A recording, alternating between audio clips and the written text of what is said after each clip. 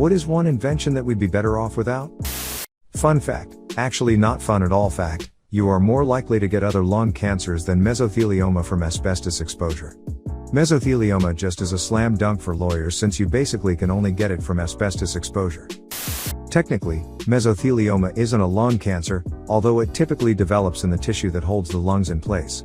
But you're not wrong, it's almost guaranteed that the cause was asbestos exposure, and there's a good chance that exposure was due to or precipitated by some degree of corporate negligence or dishonesty. Sadly, due to the various types of asbestos that were predominantly used, and the diverse range of exposure sources, a lot of mesothelioma restitution ends up with corporations fighting it out over how much each of them should be liable, and often, after confirmed diagnosis, the plaintiff has at most a very gross and painful year or two left, and in my experience seldom lives to see a decision made in their favor. The problem is, the corporations aren't necessarily wrong to dispute their varying degrees of culpability. And often it's like they're saying, yeah, okay, we were all beating on this guy, but you were the one who got all crazy and brought out the lead pipe, and I think that's when you killed him. And when you factor in splitting hairs over which cancer is the main boss cancer, it gets even hairier.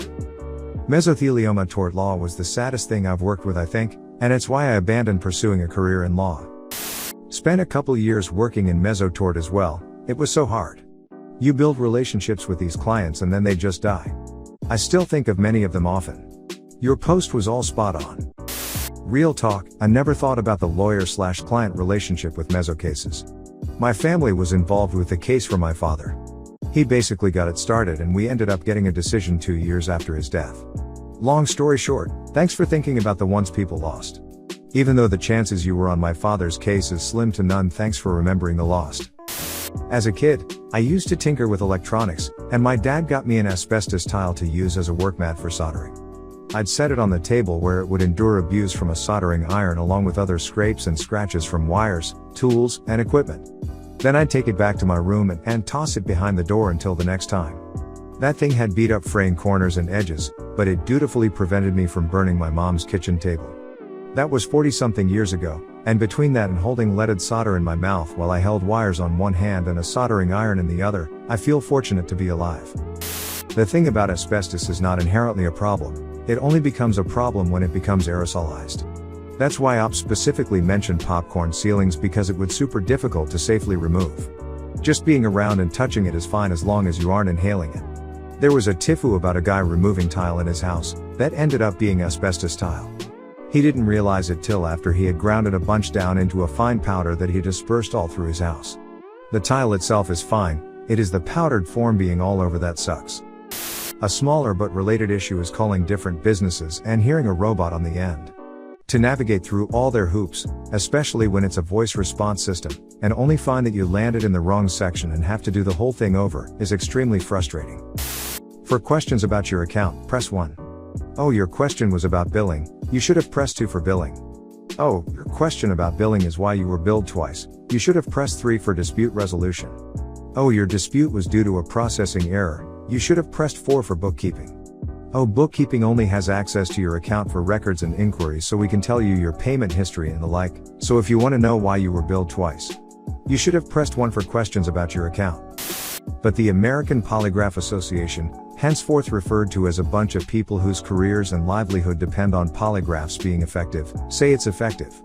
And they're unbiased, right? They're the experts. Once I had to take a polygraph because some things had come up missing at work.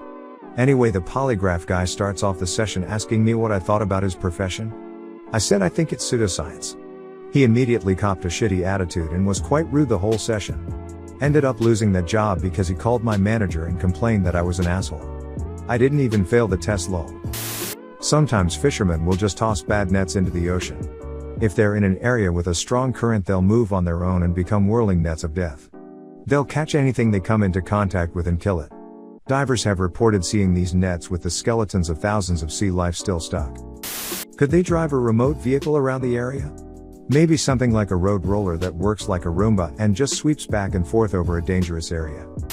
We actually use something a lot bigger. Mine-sweeping trucks use spinning flails to beat the ground in front of them. If they hit a mine, they can tank the explosion and keep rolling. They'll drive back and forth over the area like a lawn mower, clearing entire fields this way. It's slow, and not perfectly safe, but better than anything that involves humans walking the field or using disposable drones until they set off a mine. I believe that current US policy is that they no longer use mines that do not self-detonate outside of the Korean DMZ. There is an exception carved out for special operations forces, but those guys aren't dropping minefields like anybody here is thinking. The US has had a policy of documenting the locations of each mine they lay and recovering them since at least the 80s. The only exception to that rule are mines that self-detonate. Source: I've filled out target folders for minefields. We even had them in Desert Storm if needed. Playing in minefields and blowing stuff up were the two highlights of my job.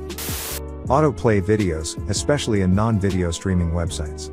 Nobody asked for them, yet so much work is getting put into making it a web standard. Just fucking stop. Edit: thanks for the responses. Yes, I'm aware that there's ways to block it. And I guess, thank God there's a standard. Because it can make it easier to block. The key point is that nobody asked for videos to play in the background of news sites, so why does it exist? Now there are entire news stories that are actually really ads just without overtly advertising a product. They merely craft a story which leads to learning about a product or seeing it mentioned, or even some as sophisticated as if you look into details of the story will lead you to a product. It's insidious. As someone in IT, this is so goddamn infuriating. Search engines have been poisoned with this crap. Used to be able to Google an error code and you'd easily find a page describing what it means and thus you could work out what to do to resolve it. Now, it's filled with the fix $error code, follow these steps. Now download magical fixaimbob to scan your system for errors. Either that, or you end up on some forum full of people being unhelpful twats with canned responses or just refusing to answer the question. The guy who invented it proved to the media that it was totally safe by ingesting lead and having them do a urine test on him. Since lead stays in your body forever and isn't cleared through excretions, of course his urine test was totally clear. He also invented CFCs for use in refrigeration, and thus contributed mightily to the depletion of the ozone layer. But in the end, he developed polio and died horribly, strangled to death by a bed he invented to help get in and out of bed due to the disease. Forgive me for being scant on details, it's a while since I read about it, but basically he was strangled to death by a rope and pulley contraption he designed to help him while bedridden with some malady. The Wikipedia page is probably more informative. Bill Bryson's fantastic book A Short History of Nearly Everything is where I first learned about Thomas Midgley and his contributions to humanity. He mentions it in that. Those ads are banned in Canada, so whenever I watched an American channel it was just such a culture shock that they were allowed to advertise those things like that. A roommate of mine watches a lot of court TV and the ads on that are just aimed at seniors trying to scam them constantly. It's insane. We have LED traffic lights here and the glare from them is ridiculous. I can understand them on high-speed roads where seeing a red light from a distance matters, but they've installed them in small 30-mile-per-hour roads/residential areas. It's like looking at a red/green traffic flare. Same as the LED streetlights that have recently turned night into day on my street. Completely unnecessary. The sodium light level was fine, and now we need blackout curtains at the front of the house, with something to pin them at the sides of the window.